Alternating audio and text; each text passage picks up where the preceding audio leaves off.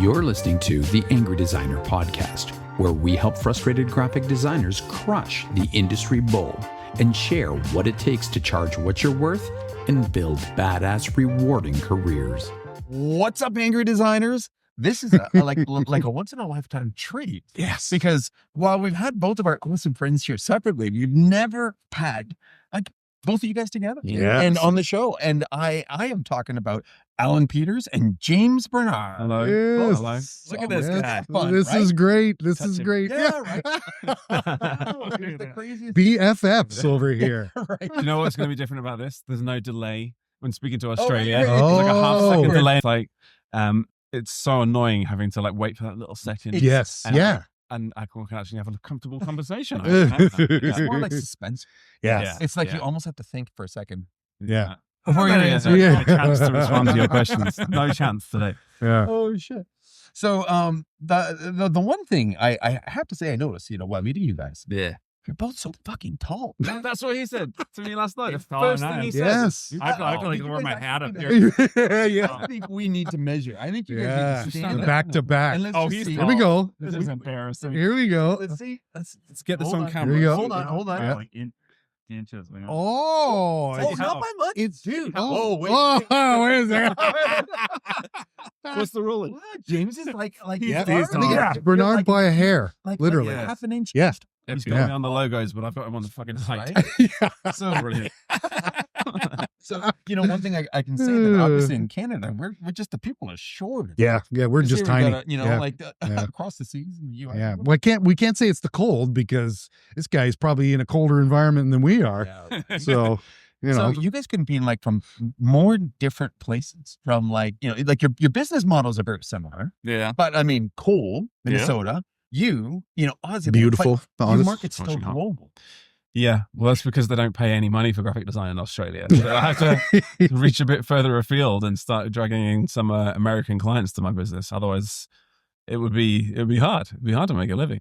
I moved from London, and the first thing I noticed was that they pay about half the rate in the agencies in Australia. So Yes. why? I don't know. Maybe it's a currency thing. Maybe it's a value thing. Specifically where I am in the Gold Coast, I reached out to some agencies and I was like, wow, what have we done? We've moved to a place where they're paying half what I was on, where I lived previously. And I started panicking a bit. So that's when I really started thinking about trying to go a bit further afield with like attracting clients from this place. Yes. They pay a lot more for it. And your clients global or just North America? I've done global clients. Most of mine are from North America though. But the only time I ever worked with somebody from Australia, they didn't pay me. And the beef starts here, ladies and gentlemen. Yeah. America v. Australia. Yeah, right. Ooh, Yes. Here we go. No, it wasn't James or anything. No, yeah. But yeah, I don't know. A little bit from all over, but mainly here. I don't know. People like to spend money on logos in the United States. Yeah. Mm. They value Well, it. to that point, our logo's still like a viable, business option. I mean, I know you both specialize in this, right? So, and we've had this talk before. Yep. Specializing versus, we kind of have a more of an agency approach. Is this still viable? You guys have your brands, but for new people, like people who are just starting, like, is this it now? If you were in a different place, would you still go down the same road? I believe there is a value for it, but it's our job to sell the value of that to these clients. And like, obviously some people won't spend lots of money. Sorry, Alan just moved my mic closer because I'm way too close. When we stood up, when we Sorry. sat back We down, moved Yeah, we moved yeah, it. yeah. He distracted me. So it's our job to educate the value of like why a good logo can change the face of your business and why you got to spend a little bit more money to get that. And lots of people start out in with startups with something they either make themselves or they don't pay very much money for, and eventually down the line, if that company grows, they'll redo it and have to do it anyway. And why would they not hire someone like Al, who logos that last, design a logo that will stand the test of time and actually, last longer than a couple of years before you have to rebrand. Yeah. So it's our job to kind of educate them, I guess. So that education, what does that sound like? Well, yeah. Just Okay. those not fancy words, you know. Yeah. I think like the biggest question I get asked all the time is like, what to you makes a great logo? Mhm. And then I'll list off the things. So, you know, versatility.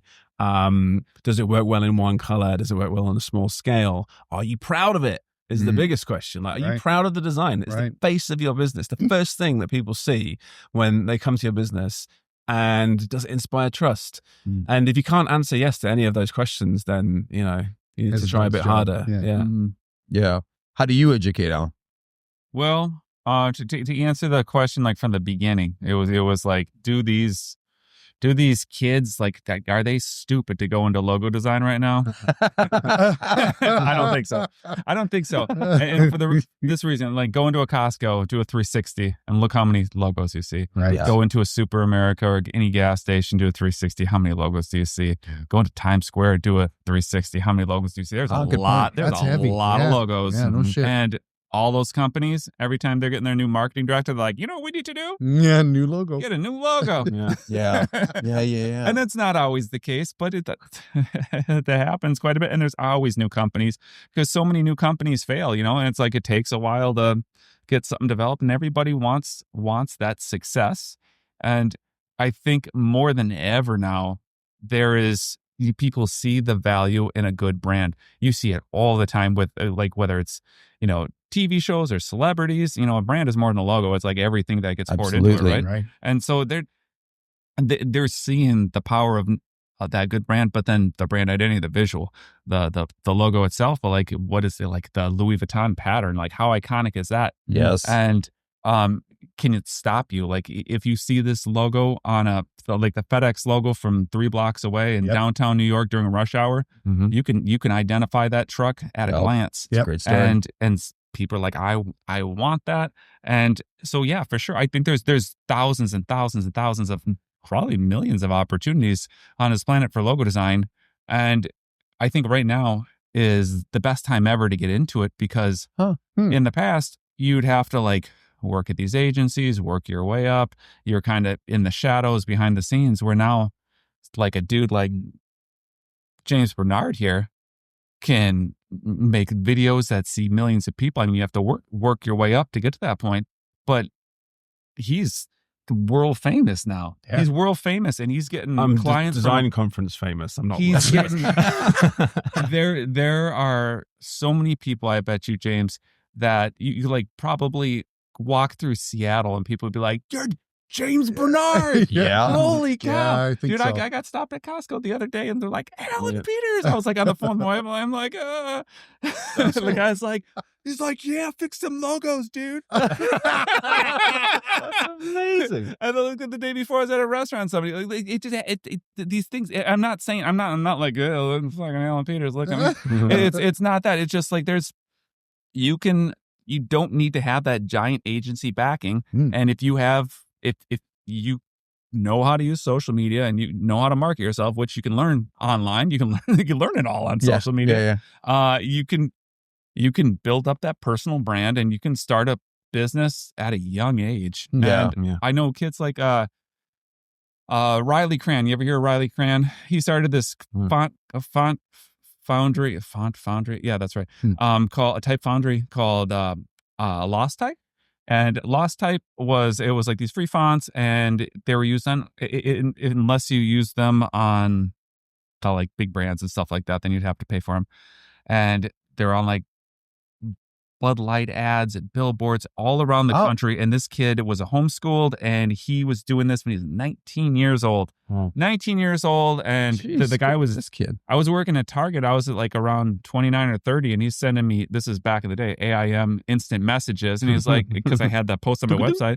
And he was like, hey dude, what's going on? My name's Riley Cran. And I was like, check out this. And the thing is, he had good work. He had 2 parents that were both graphic designers.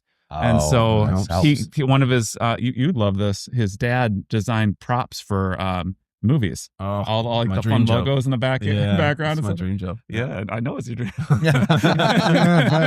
That would be fun. So Riley grew up around all this, and at 19 years old, he has like this business that's booming. And anybody can do that now. Like this kid, I don't know he was homeschooled and then didn't go to college, and he's like was running this huge type foundry that was like the world renowned. Wow, that's actually That's really awesome. cool. Yeah. It's wild. Yeah. He'd be a fun person to have on. His brother's a tattoo artist, and then his dad. The three of them spoke at Creative South, like in 2014, 2015. Shit, we'll have to look that up. That's just kind of Wow. cool. Riley Cran. Okay, Yeah. cool. Right. And the Cran fam. And the Cran Fan. fam. All right. So okay. So with this being said, then how can you position logo design as a premium service when, I mean, you've got number one, Fiverr, who's like, everybody's enemy. Fiverr hates designers. Okay. They're trying to kill us all, and they're doing people there $50. And then you've got, in the world of everybody's thinking AI is just like, it'll do it for me. And granted, I've got my own feelings about those kinds of customers, but how do you position, what you guys do, or even, what we do back agency in this crazy world that we've got?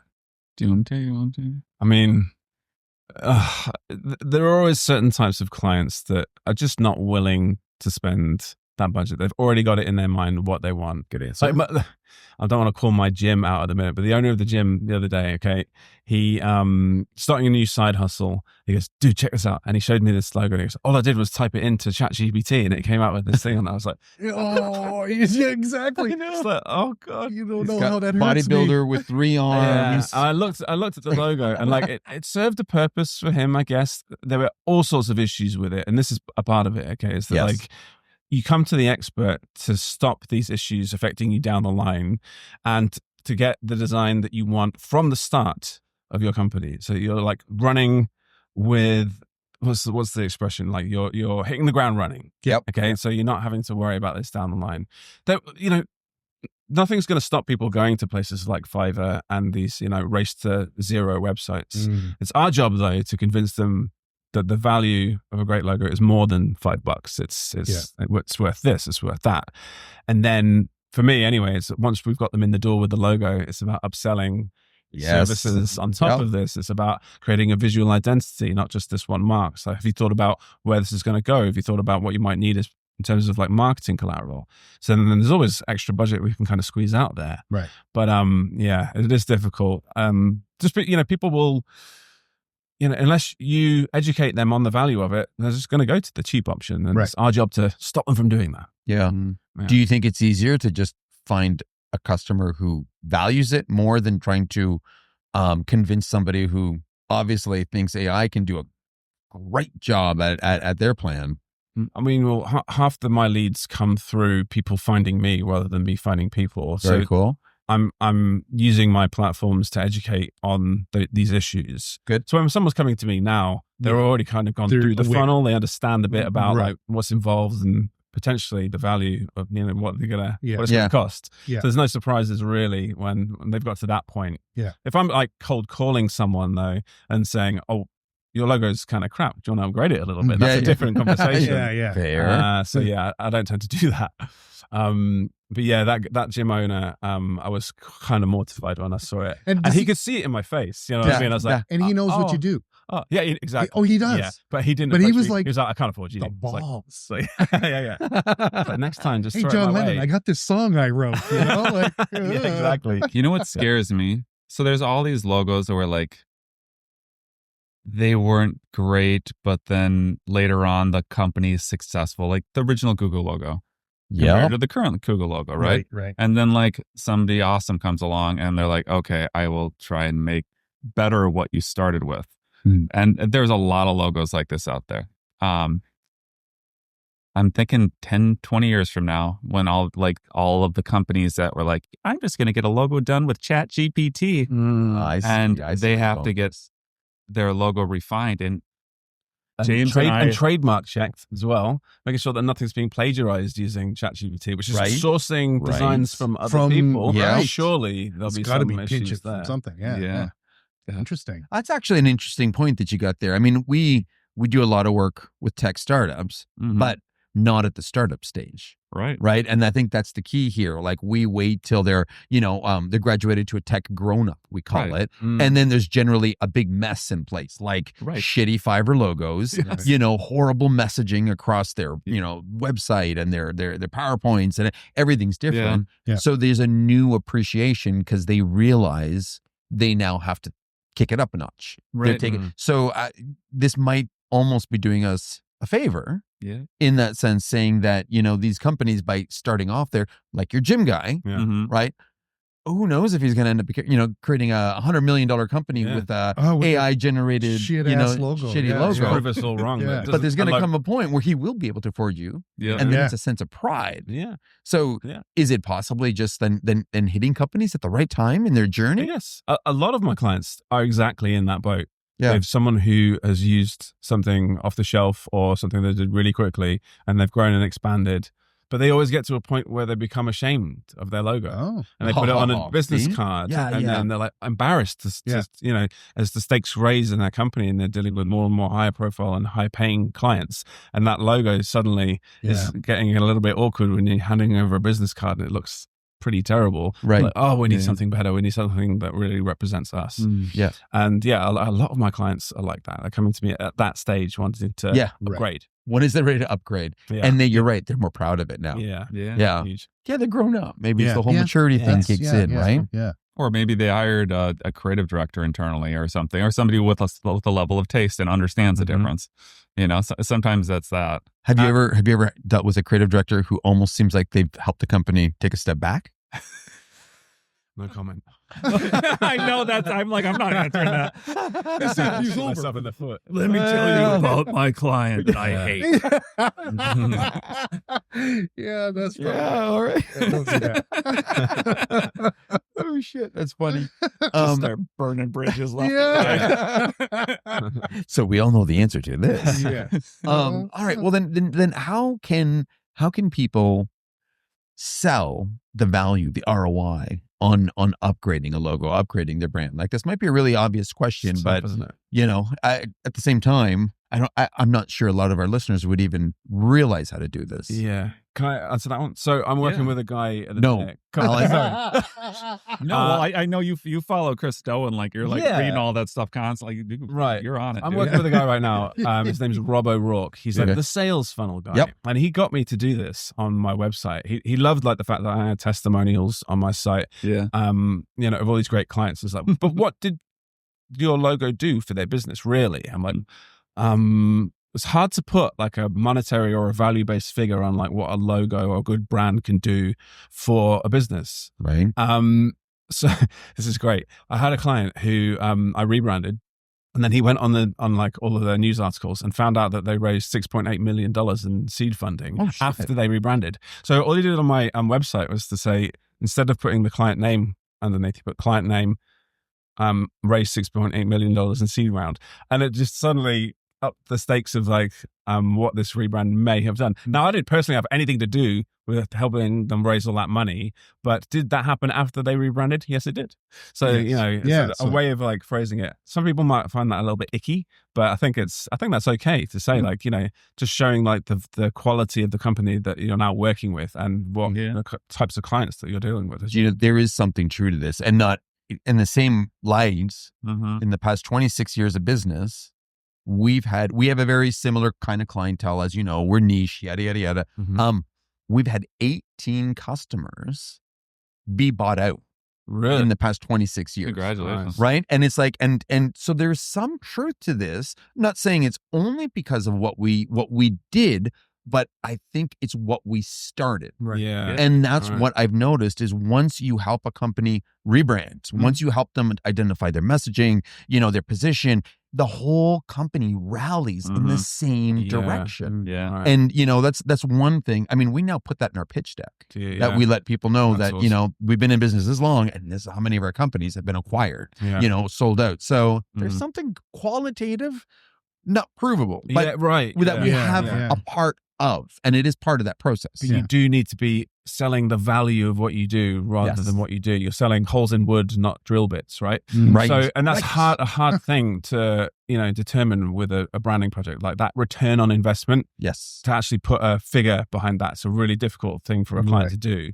So you have to do it in other ways. And I think that's a great example. Yeah. Like actually, this company was now trusted so much and valued so much that somebody else paid millions of dollars for it. That's cracking. Yeah, absolutely. And now, a word from our sponsor. All right, designers, let's cut the bull. How many times have you had a killer website design only to watch it fall apart because of code or developer telling you no? Or maybe you've held back from web design altogether thinking it's just too complicated and too technical or totally out of your wheelhouse. Either way, it's time for a change. Wix Studio is designed for designers, removing the barriers that limits your designs. Whether you're tired of developers watering down your ideas or too intimidated by the technical side of web, Wix Studio puts the creative power back in your hands. No code required. With a drag and drop interface that feels designer intuitive, plus no code animations and even AI powered tools, you can create fully custom websites that match your vision. Every pixel, every detail. And if you're worried about the learning curve, don't be.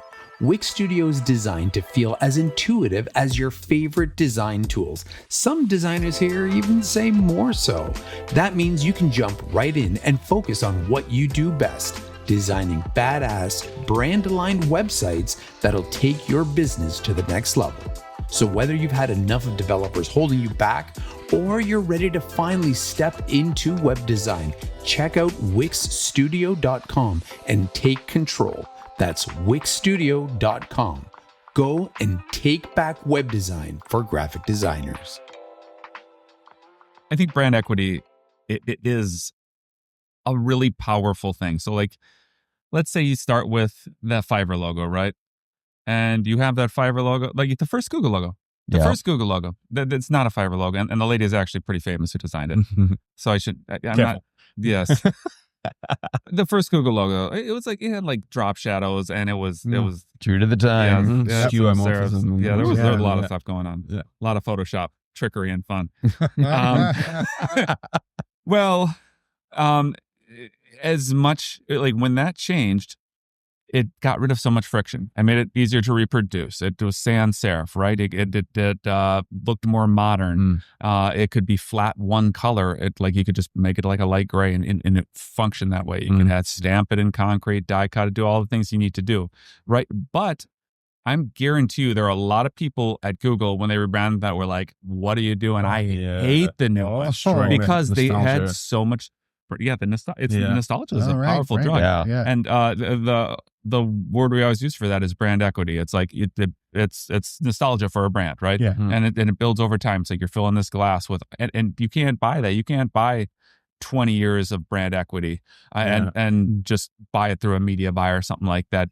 Brands wish they had that. Right. And so it's tricky when you're doing those rebrands as far as ROI and like balancing that with like, do you take the risk on losing all your brand equity and starting from scratch? Or do you like try and keep the brand equity and just slightly refine and like finding that level of evolution? Yeah. When there's a lot of money riding on it, is at the beginning it's easier. Like you were talking about seed investments, or like I've worked on a lot of like working within like people are starting a brand and they're like looking for investors, and you help them come up with a look and they land their investors, boom, and then then they're off to the races. Yeah. That's easy to like you're like, okay, there's obvious ROI in that, but when you're dealing with something like this, you see it in the stocks, like the public, usually there's little dips, even if something's like a really amazing rebrand, I don't know, Airbnb or something like that, or like one is where they like really clean it up. The Google was a great example of it, but I guarantee there was pushback. It's hard to do a rebrand like shock people a little bit because of brand equity. It plays a role on how much you transform a brand. Yeah. So sometimes you just got to go in there with the hatchet and do some hardcore surgery. You just can't like refine something that's just like god awful. Well, okay, that's a good question. What signs or when do you lean towards a brand overhaul versus a brand evolution, in your opinion? So, it's like, okay, well, in this situation, Twitter had a lot of equity. Yeah. Right. So it's nice to take it up and clean it up versus other situations where it's like Uber completely, they did a 180 or 360 when and nobody even recognized it anymore. And that was in a really short time period. That was. Yeah. They switched it twice. Yeah. It was confusing the hell out of everybody. Yeah. And then, So when the Gap. well, I always think the Gap did that on purpose. You It was think a so? PR stunt. Oh. They changed it because and it then was changed so it back. bad. It was just and just like Such a that, they backlash flipped to it it. back. Yeah, you're right. And It's had to have been. okay. Nobody Yeah, could have so- let so that. have a That's marketing just like a team. PR move or something. Yeah, maybe. for sure. We love the old logo. Yeah. Let's Yeah. get back. Yeah. Back to our history and our roots. Yeah, Yeah. interesting. There's Oh, my that's mate. actually brilliant. That's a good Yeah, conspiracy theory. But yeah, when does one decide to or recommend evolving versus blowing it up? I think a lot of the small brands or even what I'd call like medium-sized brands, like where they don't maybe they have 30 employees or 50 employees or something like that. They think that everybody knows their brand, but they don't. They're like these small little companies, and they, not to knock them or anything like that, but I don't think that there's the brand equity other than the people who work there and maybe their families and stuff like that know the brands like they know them, as opposed to something like a big $1 billion brand, Yes. like something that you see everywhere, like rebranding Target or Walmart or Kmart or I don't know. I think these what do you days got in there's Australia? so many Target. The other Target. We have this when a business reaches the point where there are so many touch points for the logo, Yeah. and often the old one just doesn't cut the mustard anymore. Like it's not versatile enough. You need to. That's the point where you need that evolution, because now you're dealing with like the app icon and the favicon and all these different places where the logo will go. You need more than the logo. You need a system. Yes. I think that's when the evolution comes in. You need scalable formats for all these different things. Yeah. So things like with the Google logo, I watched the Internship the other day, the movie with Owen Wilson, and the internship font is the old Google logo font. I was like, man, that looks dated already. And that movie's like maybe 10 years old or something, maybe a bit older. Yeah. It's like, Jesus Christ, the Google logo used to look like that. How bad did that look? And, that was an absolutely cracking example of like when they needed to update something. It was just so in the 90s, isn't it? There's lots of businesses that like came out in the 90s, But they did evolve it. They didn't start from scratch. No. It's not like they're just like, hey, so here's something the brand G new. and the colors. They and kept the step. colors. Yeah. It looks, if you put them side by side, you're like, okay, I see. It doesn't look like a total departure. But the Google logo, and because it's in essence, it's changed a lot. It is. It has been updated and evolved a lot. Yes. But it is essentially the exact same logo from the start. They haven't, all of a sudden dropped everything and just went with a fancy G and kind of made it an icon and dropped that. Well, I guess with Gmail they may have, or the G Suite. Yeah. But in that situation, like they just kept evolving their own logo, Mm-hmm. which plays huge part to their equity. Yeah. Right. it And I does. think oddly Yahoo did as well, right? They just kept on evolving their same, or did They changed. I think they they had did like change. some yellow, and then now they have a purple one with exclamation point. I Yeah, don't know you're if they have right. exclamation You're point. right. Different So one. I'm just wondering if there's a clear sign that it's like, no, guys, you got to go in a whole new direction now. Yeah. Like there's a big F up that happened and we need Yeah. to go in a new direction. I could see something like that. Like if a company was trying to show that they were maybe like making a huge shift, like GameStop or something like they're like in bankruptcy. They're just like doing awful right now. Yep. Maybe they were just going to go to like selling all retro games. They're not going to, but like Funko Land used to be back in the day or something like Yeah. that. Like one of these old, or like a mom and pop, like it's something like that. They wanted to show that they were making a major change. I could see rebranding to reflect that. But if they're just staying the same and they're just trying to be a little bit more modern and just get rid of some Progressive and friction, keep updating. Yeah. that makes Talk sense. about the Kia logo. That's a classic example of that, isn't it? Wow. Move away from like a Right. budget car that. into like Yeah. the that's running. a good example. Yeah. That's great. Right. I know you should- love that one. Yeah. I do love that logo. Thank you very much. I know. And I've received a lot of assholes on Reddit. How are you doing? But, and again, I love the reason why is because I felt the old logo was their budget brand logo. Yeah. And the car evolved so much. And okay, the new logo, I think maybe when we played around with it, we came up with a better version Will Patterson of it. tweaked it. Okay. Yeah. Will Patterson did a great job. Yeah. But I mean, it reflects now what the company is now, not what it used to be. They wanted to change their story. Yeah. Right. They don't want to be associated And their with budget future. cars. Yeah. And I think that's that what was a needed big to thing, right? push. So yeah, that was a fun example. Yeah. That was a really fun example. Yeah, it was. Yeah, it was good. I like that. What do you guys think? What's one thing in your opinion that new designers these days are getting wrong about logos? Trends. Designing for trends. You know, you didn't even wait on that. Well, you see all the time, don't you? I Just know. like people like see something cool on Dribbble or Behance and they copy it and they copy that style. Particularly with like typography within logos. Yes. Picking a cool font that's popular right now. Very and trendy. following that. And you're just dooming yourself as soon as that, becomes unfashionable. Like I chatted with Allan maybe 3 years ago on an Instagram Live. And one of the best pieces of advice he gave me was when you're designing, think about in 10 years time, what you would do to strip this logo down and make it even more simple. Oh, yeah. I think, with that future facing head on, when someone in 15 years wants to rebrand a company, what are they going to do to your design to make it more simple? Yeah. And it's like, and as soon as you've got to the point where it's as simple as humanly possible, yet doesn't infringe on anybody else's work, then you're onto an absolute winner. Let's talk about process. Yeah. Okay. So, James, I know you are of the mindset, one logo, here's your concept, and you love it, right? And they're gonna smack it down right here. Yeah. And I know you present multiple logos, right? And you're going in and you're showing 5, 10, 15. Okay. Go. Here's the difference. Here's the difference between me and him, because I actually stole his process from his book, the brand noun process. I love it now.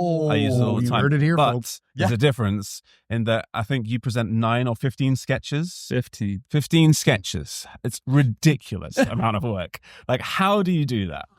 And for me personally, I can't draw for shit. If I was to present my sketches, inverted commas, to a client, they would laugh me out of the building. I would be embarrassed to share what I put down on paper before I do design. Okay. So for me, it's about doing doodles and line connections to see if like a concept or a connection holds up. Then I'm into the software as fast as possible Right. to make it look polished, and then to show that I know what I'm doing. And when I'm selling that into a client, they've kind of, they're it's the real deal. And with your process, the brand noun process, this has cut so many corners for me. It's fantastic. Yes. Do you want to talk about the process, or can I be a fanboy and like hype you up here? I'm going to hype him up. Okay. I'm just listening to the It's so good. podcast. Okay, so He's shocked. He's like, wow, So he's just doing it all for us. there's 2 things I get with a discovery call with a client now. And Yes. one of those is a success statement for the project. So that's a paragraph that basically sums up the project, what they're looking to achieve, what the style should be like, do I avoid colors, little things like that. It's like 5 lines, and that sits at the top of my Illustrator document so that while I'm working, I can refer back You to it keep all the referring time, and it to it. grounds me, Nice. stops me drifting off in directions that I shouldn't. Nice. And the other thing is Allan's brand noun process, where you come up with a list of things that are pre-approved before you even put pencil to paper. So in that, it's harder because in the discovery phase, you have to agree on that with your client, and you have to come prepared with some ideas to give the client suggestions to knock back. But Yes. the point is, they're knocking you back in the discovery phase rather than at the design phase, because they feel like they can be part of the creative process by Yes. doing that, but they're not designers. You are. Yeah. So they shouldn't be, knocking you back in the design phase, because that's your area of expertise, not theirs. So by getting that list of things pre-approved, it gives you so much power and clarity when you go into the design phase. You're not working with things that they might not like down the line. Like I've designed logos, and I thought it was an amazing style, like a lightning bolt on the logo, only to send it over to the client, and the client doesn't want to use a lightning bolt, and they never did. Yes. And had I just had that conversation, I could have saved weeks of time. By having that list in place, I know that they're going to approve the concept, and there's no surprises for them. They kind of know what's coming. So it's such an amazing process. I can't believe I wasn't doing it sooner. You left him speechless. Yes. Wow, Sorry. This is Come on. I've read his Right. book. I've read his book. Yeah. So here is the advantage of James' process over mine. James can go in there and he has a little bit extra work. So he makes his logos, right? And he does the brand down process. He gets all set up, right? And he finds it and he makes one logo that he's like, this is perfect. They hired me. I'm the expert. I'm going to give them what I think they should go with. Mhm. I might do a bunch, but I'm going to only show them one. Yeah. And then I'm going to make sure they like it by doing all these badass mock-ups. Like, hey, look, it's mocked up on your own shirt, right? Yeah. Oh, look, We had this talk. is that your Porsche I see with the logo on the hood? Oh, it sure is, right? Yeah. And they're like, damn, James, I'm so glad we hired you. Or, so if they approve it, James just skipped, like he was playing a board game and I'm playing against him in life and I'm way the hell at the beginning and he just took some like super ladder to the end is just like, boom, Yeah. invoice. Yeah. Invoice, baby. Yeah. Let's make it to the end. Yeah. Yep. You want final files? Yeah. Guess what? They're already done. That's it. And then that way, James can crank through more. He can, as long as he has clients that trust his expertise, he can potentially crank through a lot more projects than I can make and make a lot more money. And you guys are like, why the hell would you use your stupid process over that, Allan Peters, dumbass? All right. Here's my strategy. Let's see if I can make this. All right. So I present 15 ideas. I do not present any mock-ups. I do not present typography. I present 15 black and white vector logos. I go past the sketch phase. So I do rough sketches. I used to do detail, like with the Egan project at that time back in like 2015, 16. I was doing detailed sketches, but I found sometimes stuff just didn't translate as well. Yeah. And I'm like, I just want to do like full on, like finished looking black and white vectors. I still call it a sketch phase though. Yeah. So I present 15 and it takes a while to make those. Like right now I'm working on an awesome project for a client and they're like, hey, can I see stuff? And I already have all my sketches done. I know the 15 logos, but I've only made 10 of them. And so they're just gonna have to wait till I'm back from this thing and I'm gonna make them next week. And and they'd probably be happier if I just sent them one and it was all mocked up and done. They'd be like, yeah, I got it now. But what if they don't like it? That's part of it right now. So a lot of the work put into like all the mockups and stuff, I'm not doing that to any of these. I'm just focusing on these 15 and the advantages. Number one, it brings my client into the process. So they get to see more options. That usually helps make the sale. So there's less pushback, less rounds of revision. Sometimes if they're forced to do something that they don't want to do, they'll create like 17 rounds of revision trying to get it to what they want it to be. And they might not be happy in the end. That might not happen. James is very good at designer. I'm not dissing James. Yeah. All right. Let's say me and James are going up on a pitch. Toe to toe. Yeah. And Nike is like, I don't know if I want James or Allan. But Allan's even more expensive than James. But look, Allan's going to give us 15 directions. Maybe we'll go with Allan. It gives me the ability to possibly win over an agency or another person. Because of what I'm like the options I'm going to give them, bring them into the process. I talk a lot with my clients about I want, like, my process is built this way so that I can bring you into the process. You can be a part of it. And a lot of agencies and designers in general, I was always told, never do that. Never design with a client, never pop it open your computer and make revisions with a client. They're like, never do that. You're stupid if you do that, Allan. But I do that stuff. And I've had a lot of success for it. Every designer's process is going to be a lot different. And they're going to come up with a process that works best for them.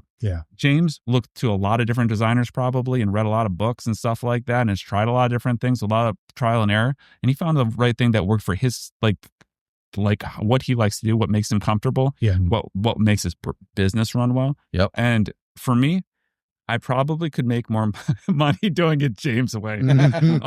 However, there's also a part of me that really likes pushing myself hard on, because I just love designing logos so much. I just like making them. For me, it's not like I'm roofing houses. I'm like, shit, I'm gonna roof 15 houses for every roof that you do, James. It's not that at all. It's more like I just really, for me, it's like such a playtime. That's like my favorite part of the project is the ideation. And so I'm almost like just like eating a bunch of candy as like a little kid, just like, I just love that part of it.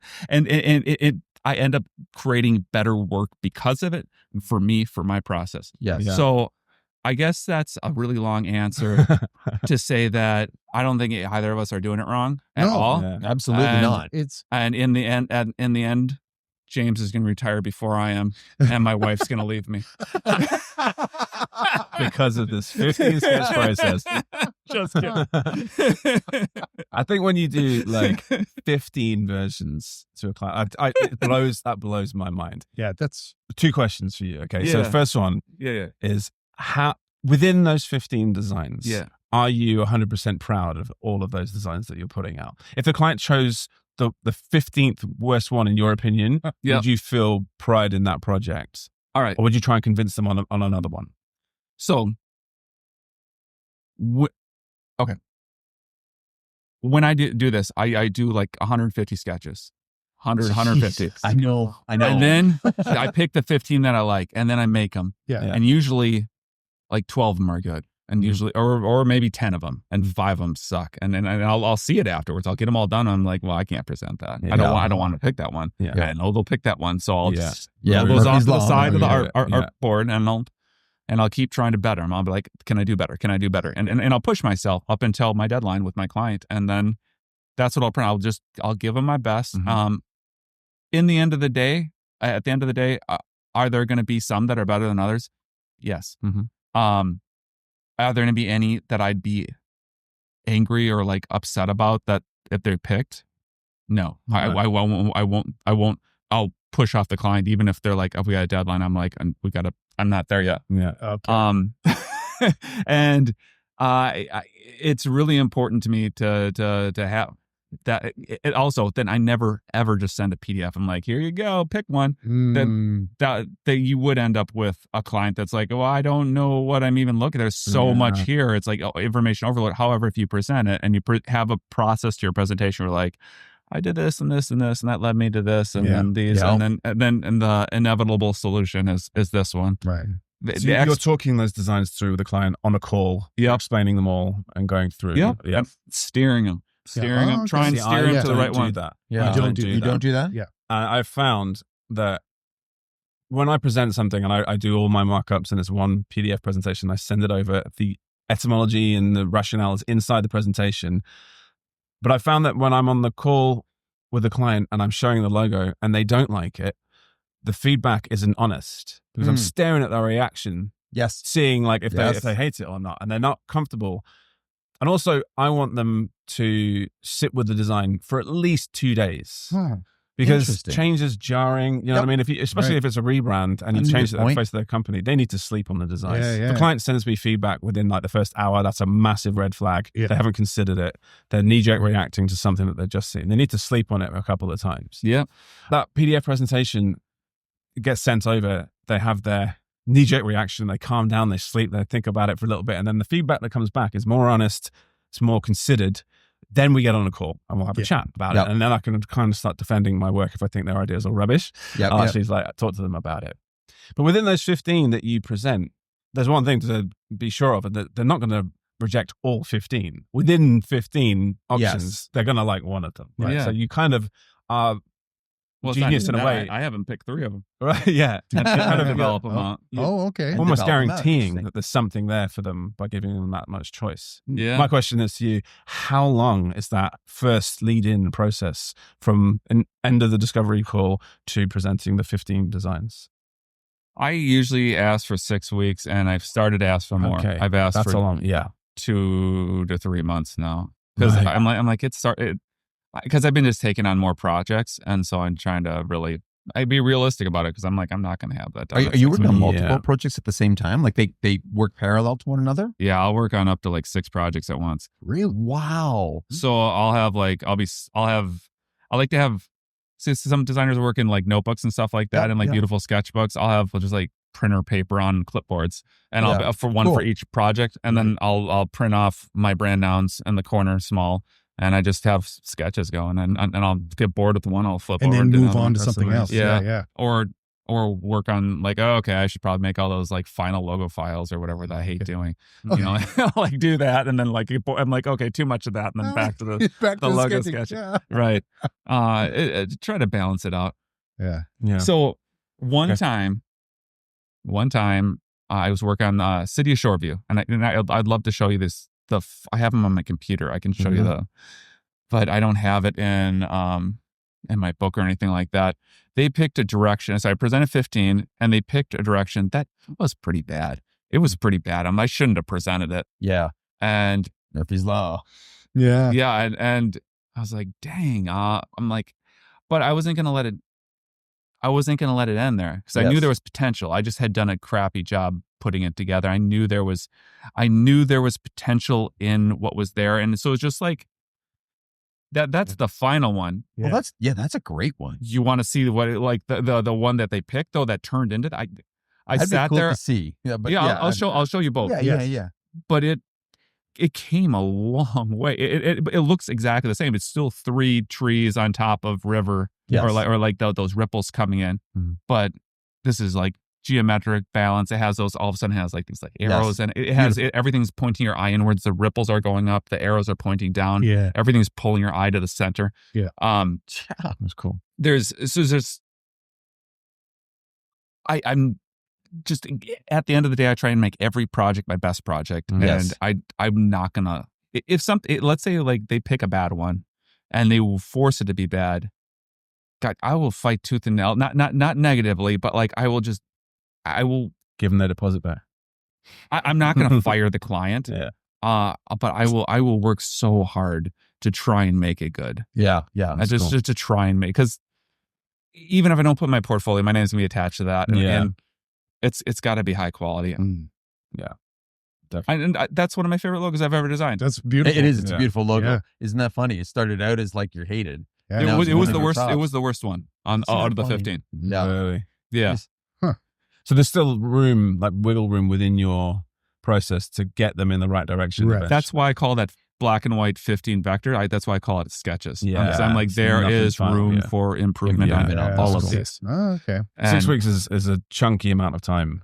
So mine's 2 weeks Wow. to turn over from Holy shit. discovery to the first presentation. Yes, But again, yes. it's one.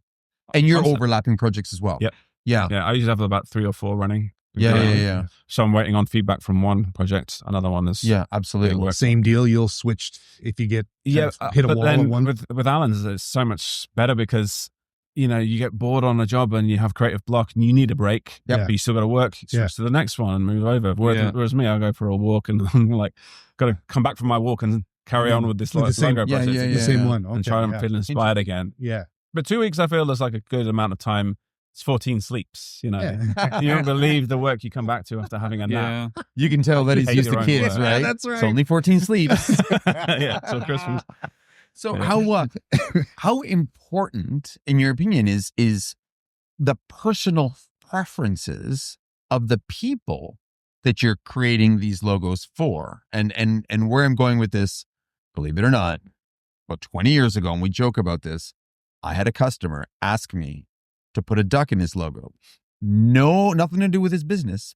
His wife liked ducks.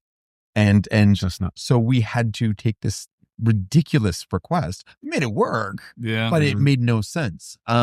But now it's a big part of our process. It's trying to take in their personal preferences as well as, what they're trying to achieve business. Am I crazy? Are you guys in doing this? I thought you were going to say it's part of our process now. We put ducks in all of it. Yeah. I know. We managed to put one duck in every logo we did. Negative space, we sneak it in there. It's Sneak it subtle. everywhere. Instead of a circle R, it's a circle duck down there. Good. The quacks are starting to show. Dad jokes. But if when that client said we want a duck in our logo, surely the next part of the conversation was why? What? Yeah. And My that's what wife it was. likes it. My Is wife. that a real great reason to have a duck in your business? What does that mean to you? What's that going to mean in 5 years if you divorce your wife? Those kind of future-proof questions. You got to Right. start, ask them the question, and you don't do it in a negative way, saying that's Yes, a yes, shit yes, idea. yes. You say, well, let's talk about why you want that, and then Yeah. you massage them in the right direction. Right. Hopefully, That's actually a really good point. And Yeah. and to your point, I did not do that because it was within my first 3 to 5 years of business. Yeah. And we were You yes wanna- people at that point. yeah, So good point. Because nowadays, yeah.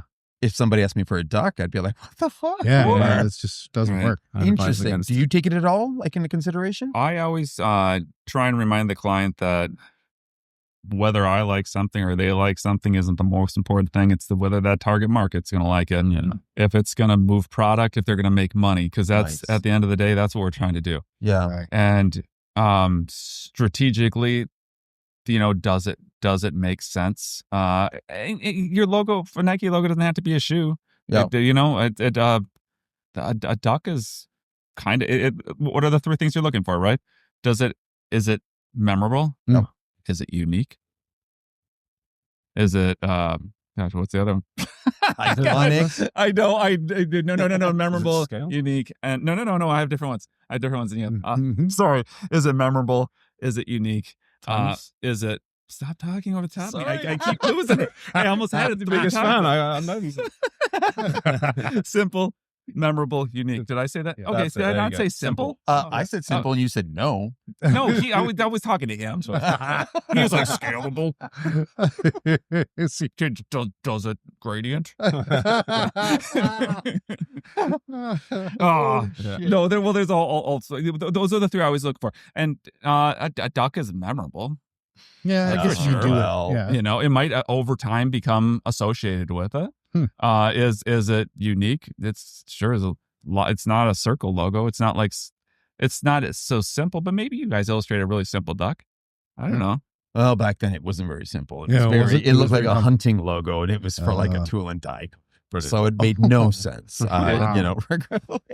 Everybody does it slightly different. It They do. works for us. It Right. works for you guys. Yeah. I'm Right, sure and there's parts we can all pull from each other's And I processes. think that's the Yeah. key here, Yeah. right? You have to find what works for you, Yeah. right? In this space, because again, Yeah. it's you got to be comfortable. Yep. And Yeah. you got to be confident in Yeah. presenting that. Because I think, like, ultimately, you present 15, Yep. you present 1. I guarantee your confidence is going to be the same when you're presenting Yeah. this concept. Yeah. Right. And you guys are still rock stars in this space.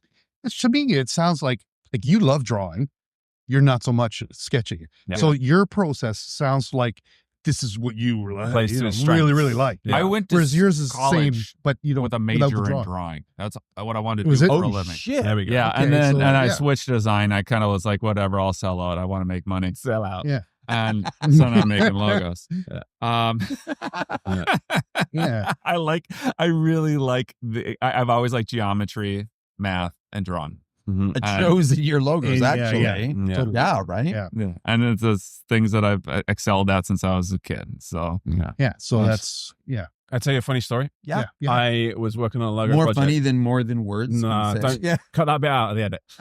I was working on a project about a month or two ago, and the brand nouns were it was a charity. It was like a sort of assistive care program. The nouns were, you're gonna find it.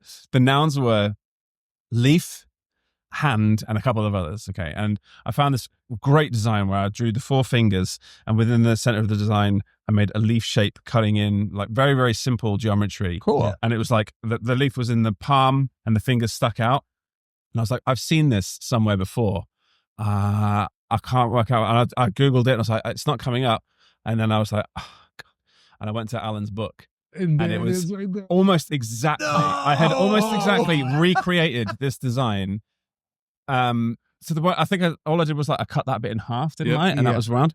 And I was like, Dang it. right. So I found it in his book. Yeah. Okay. And it's this Unbelievable. is, first round. So this is a concept that's not used in the real world. Yes. I was like, Oh. maybe This is I'll the ask real Allan's world. permission if I can You use just- this yeah. design.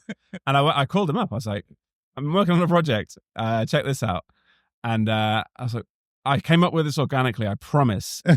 Can I use it? And then I watched his face and his reaction. He went, yeah, you can use it, man. And I just saw it like, no, I can't. I can't use it. I'm going to go back to the drawing board. And this is Funny not going that to way, be- right? Yeah. Yeah. And it was so good. It was so Yeah. good. This is a hard part of our business, is trying to be unique in this space and coming up with something simple and creative and not treading on anybody else's toes. And even when you Google something and you do your reverse image checks, just having experience in studying other people's work Yeah. allows you to protect yourself in that way. And So is it possible? You think it's still possible to be unique? Or you think it's just better to be good? Oh, yeah, of course. This process in Allan's book is a great way to do that. When you take two concepts and merge them together to create something new, that is a great way to kind of anti-plagiarism, like check your work. Yes. It's very difficult to like, unless the concepts are very simple, like a sun and a wave, those things are going to, clash a lot. But if it's something a lot more unique, then this is kind of a great way to protect your work. In that sense. Yeah. Without adding too much detail. Yeah. Right. Yeah. For the record, I said you could use it. You did, but I saw in your face. I said, but he wants half the money. Wait for the commenters to be like, no, that looks like Allan Peters. Right. And then every time that was out in the world, I would have to explain. Why? The conversation that we had. And I was like, I'm going to go back to the drawing board. I asked for permission. Such a great story. All right. Last thing. Yeah. One piece of advice you can each give to your fans, aspiring logo designers. I know you love that. What's one piece of advice you can give me? But let's couch it in, future of logos. Brandon. Be prepared to defend your work. So my creative director got us to start rationalizing our designs when we sent it over to even like internal teams. Yes. So every design will go with a paragraph of why you've done it, why you've picked this color choice, why you've chosen this typeface, why you've added a drop shadow. And so while we were designing, we had this paragraph in the back of our head, and it meant that we are preemptively learning to defend our own work. Yes. But also at the same time, we are thinking about having to do this later on down the line. So then when we start adding things to the design and you can't defend your own decision to do it, don't do it. Just remove it. Yeah. And then that ends up leading to less cluttered work, especially with logo designs when less is more. By adding more, you're creating a more detailed logo and it's suddenly now not as simple and as versatile anymore. So having that in the back of your head while you're working is such a great way to kind of like preemptively explain away your decisions. And when a client then asks you why you've done something, you'll have a bloody answer. Yes. And you won't leave yourself open to subjectivity, which leads to doubt and indecision. And then there's more rounds of amends. So that was a good one for my. That's a good one. That's awesome. That's great, actually. Rambled a bit there. Yeah, no, it's perfect. Can you beat that? Yeah. I'll beat that. Back to Reddit. No. That Allan Peters is so awful. I hate his face. That way he does that cringy piece on the end of his video.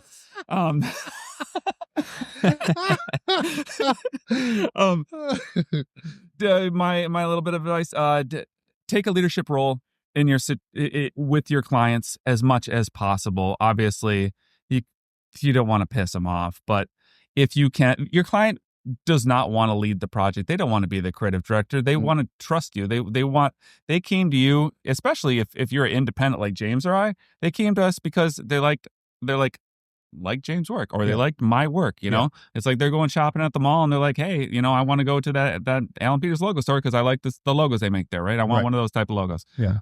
And make sure that you play the role of the expert because you went to school for it. You are very good at what you do. A lot more so than the client is going to be good at making a logo. Yeah. And like when they're giving you revisions or creative that are creative direction, find out what's the actual issue. Not like instead of doing the creative direction, like, why are you asking me to make that change? Like, oh, is it because it's off brand? Is it because it's not working for this reason? Then let's actually fix the problem in a way that makes the work better instead of making it worse.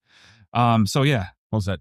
Yeah. Be a leader. Love that. Be a leader. Nice. Love that. Yeah, that's great. That's Great awesome. advice. Yeah. Gentlemen, it's been awesome. Thanks Thank very you much. so much. Thank you. Great to see you guys in This has person. been great. This is great. Yeah, man. This has been the highlight. I mean, we were coming to Great this to meet event. my hero.